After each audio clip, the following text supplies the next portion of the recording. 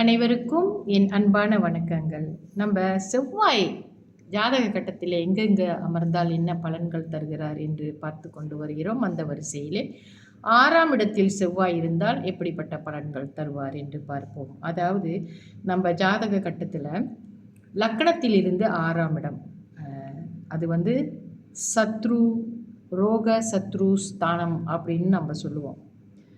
அந்த இடத்துல பொதுவாகவே 6ஆம் இடத்துல செவ்வாய் நல்லது தான் செய்கிறாரு. அதுவும் நல்ல பலம் பெற்று இருந்தால் நல்ல விஷயங்கள் தான் இவர்களுக்கு நடக்கும். இவர்களுக்கு நல்ல கீர்த்தியும் ஐஸ்வர்யம், சத்ரு ஜெயம், அதாவது எதிரிகளை வெல்லக்கூடிய சக்தி, செல்வம் மற்றும் புகழ், சொத்துக்கள் சேர்க்கை, இவையெல்லாம் இவர்களுக்கு இருக்கும். அதிகார பதவியும் இருக்கும். பதவி உயர்வு, சிறந்த உடல் நலம், குழந்தைகளை நேசித்தல், தாய் மாமனுக்கு உடல் நலம் குறைவாக இருக்கும். இந்த 6ஆம் இடத்தில் உள்ள செவ்வாய் தாய் மாமனுக்கு அவ்வளவா சரியாக இருக்காது. செவ்வாய்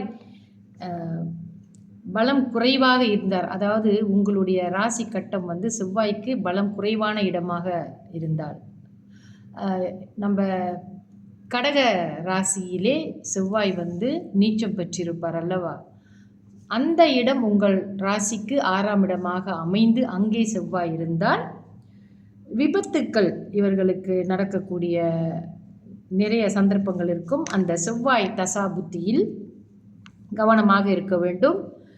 தீக்காயங்களும் அடைவார்கள். இவர்கள் கொஞ்சம் கவனமாகவே இருக்கணும். தன்னுடைய முதலாளிகளுடன் தகராறு வைத்துக் கொள்வார்கள். வெட்டுக்காயம், வயிற்று வலி இவைகளெல்லாம் இவர்களுக்கு உண்டாகும். நன்றாக நினைவில் வைத்து கொள்ளுங்கள்.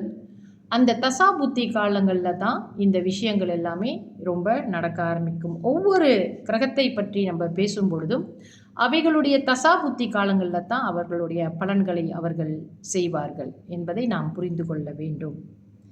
தொடர்ந்து நாளைய பதிவில் 7ஆம் இடத்தில் செவ்வாய் இருந்தால் என்ன செய்வார் என்று பார்ப்போம். நன்றி, வணக்கம்.